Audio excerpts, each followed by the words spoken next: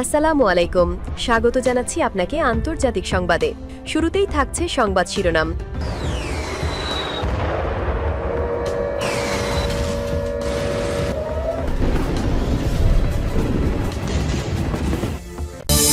মুসলিম দুই ভাই থেকে চরম শত্রু।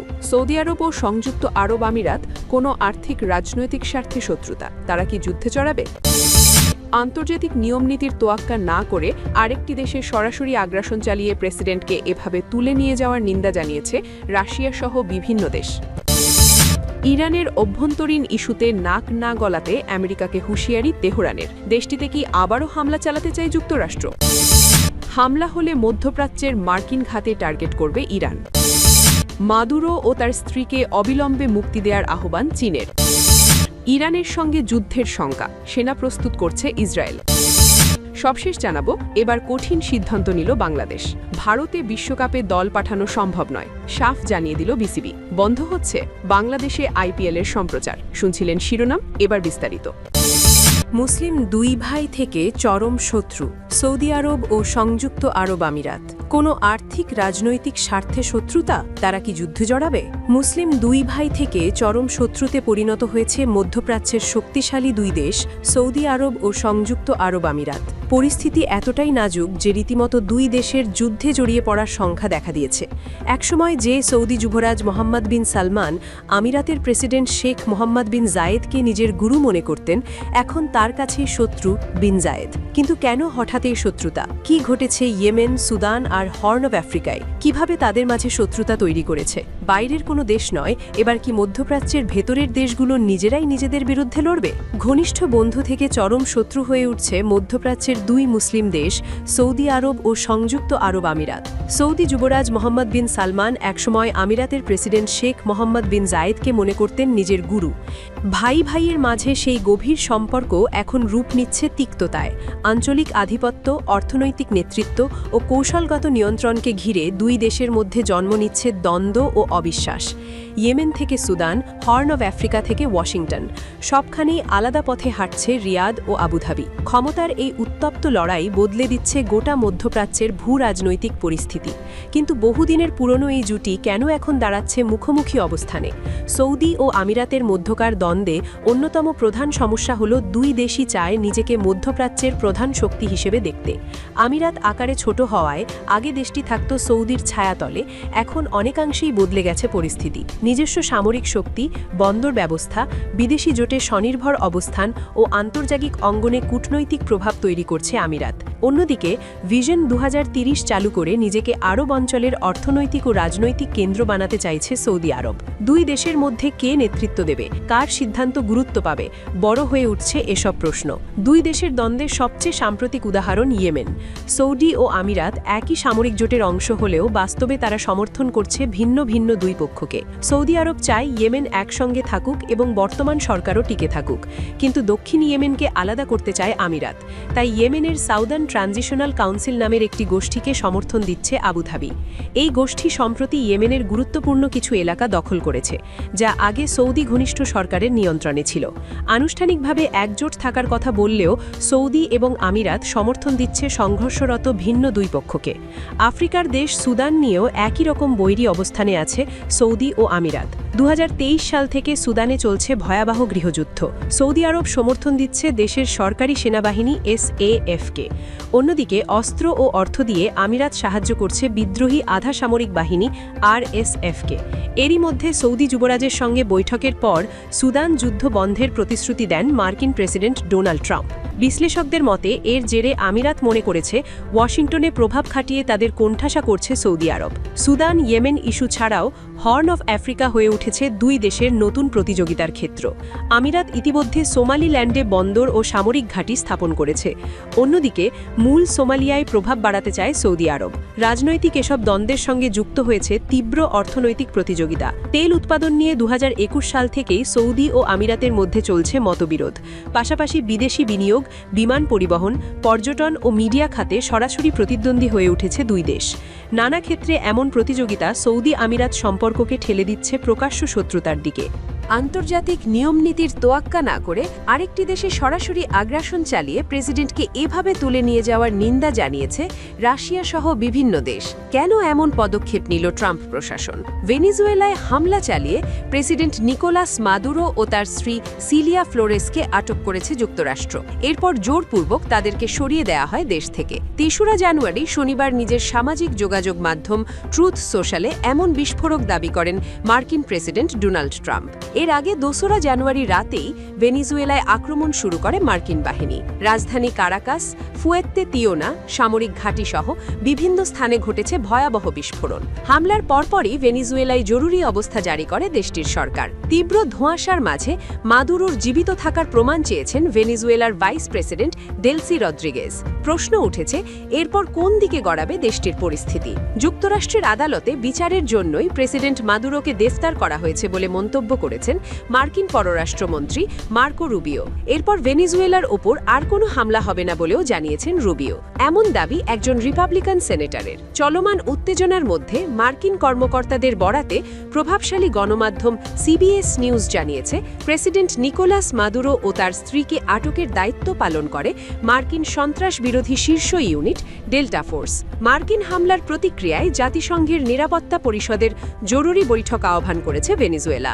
দেশটির বিরুদ্ধে সশস্ত্র আগ্রাসনের তীব্র নিন্দা জানিয়েছে রাশিয়া। ত্রিনিদাদ ও টোবাগোর পররাষ্ট্র মন্ত্রণালয় জানিয়েছে, প্রতিবেশী ভেনেজুয়েলায় মার্কিন সামরিক অভিযানে তারা অংশগ্রহণ করেনি। প্রেসিডেন্ট ডোনাল্ড ট্রাম্প বহুদিন থেকেই অভিযোগ করে আসছেন, ভেনেজুয়েলাকে মাদকের অভয়ারণ্য ও পাচারকারী নেটওয়ার্কের কেন্দ্র বানিয়ে ফেলেছেন প্রেসিডেন্ট নিকোলাস মাদুরো। অবশ্য কারাকাস বরাবরই মার্কিন প্রশাসনের তোলা এসব অভিযোগ অস্বীকার করে আসছে। ভেনেজুয়েলা থেকে প্রেসিডেন্ট মাদুরোকে জোরপূর্বক অপসারণের ব্যাপারে ট্রাম্পের দাবি সত্যি হলে এই ঘটনা হবে মার্কিন উগ্রপন্থী শিবিরের জন্য বিশাল এক সাফল্য।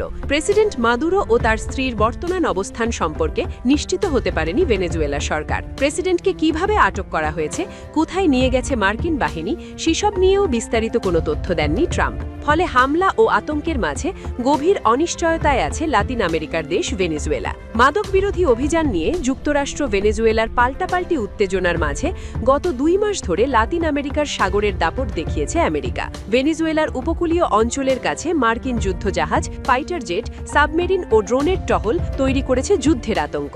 এমন উত্তেজনার মাঝে শেষ পর্যন্ত দেশটিতে সরাসরি আক্রমণ চালিয়ে বসলেন ট্রাম্প। ১৯৮৯ সালে পানামা অভিযানের পর থেকে লাতিন আমেরিকার কোনো দেশে এত বড় আকারে সরাসরি হস্তক্ষেপ করেনি যুক্তরাষ্ট্র। ইরানের অভ্যন্তরীণ ইস্যুতে নাক না গলাতে আমেরিকাকে হুঁশিয়ারি তেহরানের।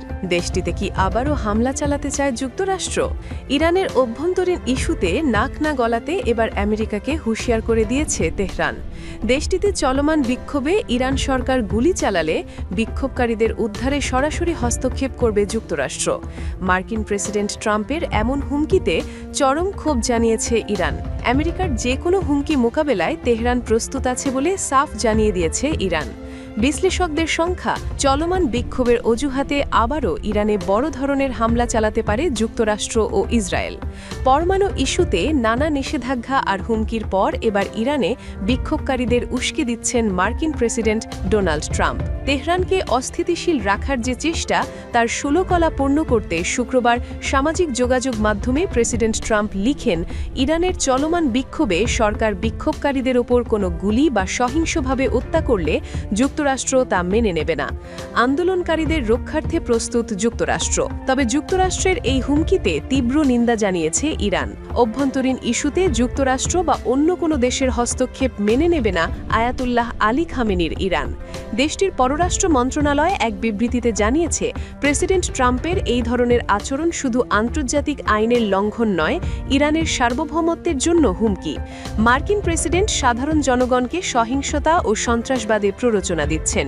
বিবৃতিতে আরও বলা হয়, এ ধরনের আচরণ মধ্যপ্রাচ্যে অস্থিতিশীল পরিস্থিতি তৈরি করবে। প্রেসিডেন্ট ট্রাম্পের এ মন্তব্যে জাতিসংঘ যাতে নিন্দা জানায়, সেজন্য চিঠি দিয়েছে সংস্থাটিতে ইরানের রাষ্ট্রদূত আমির সাইদ ইরাভানি। এতে বলা হয়, বিক্ষোভ নিয়ে প্রেসিডেন্ট ট্রাম্পের মন্তব্য বেপরোয়া ও উস্কানিমূলক। গত সপ্তাহে তেহরানের খোলা বাজারে মার্কিন ডলারের বিপরীতে ইরানের রিয়ালের মান রেকর্ড সর্বনিম্ন স্তরে নেমে আসে। এর পরপরই দেশজুড়ে বিক্ষোভ ও ধর্মঘট শুরু করে দেশটির বাসিন্দারা। শুক্রবার টানা ষষ্ঠ দিনের বিক্ষোভে পুলিশের সাথে বিক্ষোভকারীদের ধাওয়া পাল্টা ধাওয়া ও সংঘর্ষ হয়। বিক্ষোভে নিরাপত্তা বাহিনীর সঙ্গে সংঘর্ষে বেশ কয়েকজন নিহত হয়েছেন। বিশ্লেষকদের সংখ্যা অভ্যন্তরীণ সংকটকে দুর্বলতা বানিয়ে ইরানে বড় ধরনের হামলা চালাতে পারে ইসরায়েল। এই বিক্ষোভময় পরিস্থিতিতে ইরানকে দুর্বল ভাবতে পারে ইসরায়েল, আর এই সুযোগে দ্বিতীয় দফায় ইরানে হামলা চালাতে পারে। নেতানিয়াহু সরকার মনে করতে পারে এই সংকটে হামলা করা সহজ হবে এবং ইরান প্রতিরোধ গড়ে তুলতে পারবে না। তবে ইরান এতটা দুর্বল নয় যা পশ্চিমারা মনে করছে, তাই হামলা মানে মধ্যপ্রাচ্যে বড় ধরনের সংঘাত শুরু হওয়া। গেল বছর জুনে ইসরায়েল যুক্তরাষ্ট্রের সাথে 12 দিনের সংঘাতে কড়া জবাব দেয় ইরান। এবারও ইরানের নতুন কোনো হামলা হলে তা ভালোভাবে প্রতিহত করার সক্ষমতা রয়েছে ইরানের, এমনটি মনে করছেন বিশ্লেষকরা। হামলা হলে মধ্যপ্রাচ্যের মার্কিন ঘাঁটি টার্গেট করবে ইরান। ইরানের পার্লামেন্টের স্পিকার মোহাম্মদ বাকের গালিবাফ সতর্ক করে বলেছেন, যুক্তরাষ্ট্র যদি ইরানের বিরুদ্ধে কোনো ধরনের হামলা চালায় তাহলে মধ্যপ্রাচ্যে থাকা সব মার্কিন সামরিক ঘাঁটি ও সেনাদের বৈধ লক্ষ্য হিসেবে ব্যাখ্যা হবে। তিনি এই হুঁশিয়ারি দেন। গালিবাফ বলেন, যুক্তরাষ্ট্র যদি ইরানের বিরুদ্ধে সামরিক আগ্রাসন বা দুঃসাহস দেখায় তাহলে ইরান কঠোর জবাব দেবে। তিনি মার্কিন প্রেসিডেন্ট ডোনাল্ড ট্রাম্পের সাম্প্রতিক বক্তব্যেরও সমালোচনা করেন। ট্রাম্প বলেছিলেন, ইরানে সরকার যদি শান্তিপূর্ণ বিক্ষোভ দমন করে তাহলে যুক্তরাষ্ট্র আন্দোলনকারীদের পাশে থাকবে। এই বিষয়ে গালিবাফ অভিযোগ করেন, বিদেশি গোয়েন্দা সংস্থাগুলো ইরানের বিক্ষোভকে সহিংস রূপ দেওয়ার চেষ্টা করেছে, তবে সেই চেষ্টা ব্যর্থ হয়েছে। তিনি বলেন, ইরানি সরকার সাধারণ বিক্ষোভকারীদের বিদেশি শক্তির দালাল হিসেবে দেখে না। উল্লেখ্য, গত 28 ডিসেম্বর ইরানে বিক্ষোভ শুরু হয়। দেশটির মুদ্রা রিয়ালের মূল্য ভয়াবহভাবে কমে যাওয়ায় এবং নিত্যপণ্যের দাম বেড়ে যাওয়ায় সাধারণ মানুষ ক্ষোভে ফেটে পড়ে। প্রথমে তেহরানের গ্র্যান্ড বাজারে ব্যবসায়ীরা ধর্মঘট শুরু করেন। পরে এই আন্দোলন বিভিন্ন প্রদেশে ছড়িয়ে পড়ে এবং অর্থনৈতিক দাবির পাশাপাশি রাজনৈতিক স্লোগানও ওঠে। ইরানের সঙ্গে যুদ্ধের শঙ্কা, সেনা প্রস্তুত করছে ইসরায়েল। ইরানের সঙ্গে নতুন করে বড় ধরনের সংঘাত হতে পারে এমন আশঙ্কায় সেনাবাহিনীর প্রস্তুতি জোরদার করছে ইসরায়েল। দেশটির গণমাধ্যম শুক্রবার 2 জানুয়ারি এ তথ্য জানিয়েছে। ইসরায়েলি নিরাপত্তা সংস্থাগুলোর ধারণা, ইরানের ভেতরে চলমান বিক্ষোভ ও অস্থিরতা পরিস্থিতিকে আরও উত্তপ্ত করে তুলতে পারে। এ কারণে তেহরান বাইরের দিকে শক্তি প্রদর্শনের পথে যেতে পারে। প্রতিবেদনে বলা হয়েছে, ইরান নতুন করে ব্যালিস্টিক ক্ষেপণাস্ত্র তৈরির কাজ দ্রুত এগিয়ে নিচ্ছে। একই সঙ্গে নতুন ক্ষেপণাস্ত্র ও উৎক্ষেপণ ব্যবস্থার পরীক্ষাও চালানো হচ্ছে। ইসরায়েলের আশঙ্কা, ইরান ড্রোন বা ক্ষেপণাস্ত্র হামলা চালাতে পারে, যা বড় সামরিক জয়ের জন্য নয় বরং দেশের ভেতরের সমস্যার দৃষ্টি ঘোরানোর উদ্দেশ্যে হতে পারে। এদিকে ইসরায়েলের গোয়েন্দা সংস্থা মোসাদের প্রধান ডেভিড বার্নিয়া সতর্ক করে বলেছেন, সাম্প্রতিক সংঘাতে ক্ষতি হলেও ইরানের পারমাণবিক কর্মসূচি পুরোপুরি থামেনি। তার মতে, ইরানের পারমাণবিক হুমকি এখনও রয়ে গেছে। অন্যদিকে ইরানের পার্লামেন্টের স্পিকার মোহাম্মদ বাঘের গালিবাফ হুঁশিয়ারি দিয়ে বলেছেন, যুক্তরাষ্ট্র যদি ইরানে হামলা চালায় তাহলে মধ্যপ্রাচ্যে থাকা মার্কিন সেনাদের বৈধ লক্ষ্য হিসেবে দেখা হবে। তিনি আরও দাবি করেন, বিদেশি গোয়েন্দা সংস্থাগুলো ইরানের ভেতরের বিক্ষোভকে সহিংস রূপ দেওয়ার চেষ্টা করলেও তা ব্যর্থ হয়েছে। ভেনেজুয়েলার প্রেসিডেন্ট নিকোলাস মাদুরো ও তার স্ত্রীকে অবিলম্বে মুক্তি দেওয়ার আহ্বান জানিয়েছে চীন।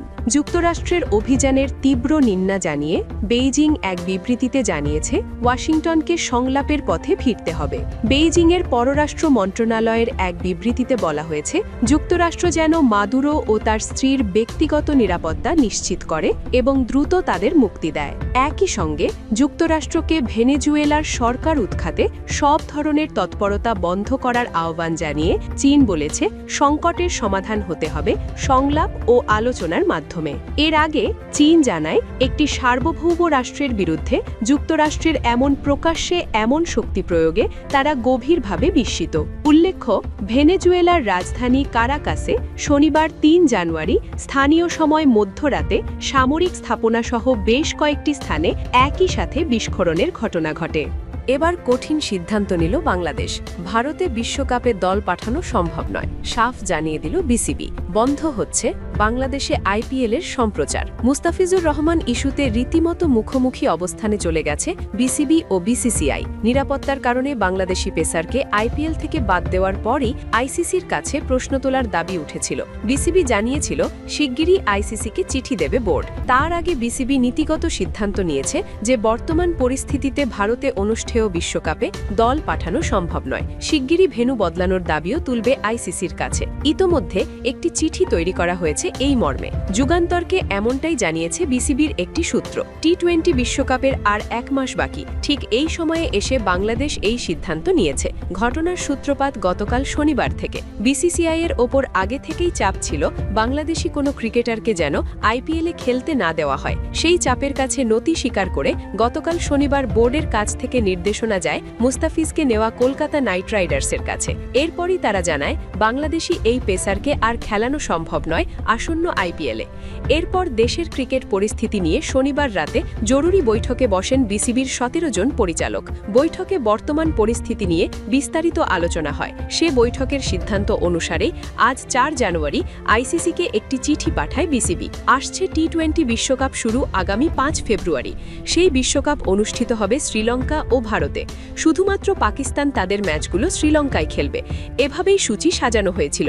আইসিসি বাংলাদেশের দাবি মানলে লিটন দাসের দলেরও গন্তব্য হতে পারে শ্রীলঙ্কাতেই।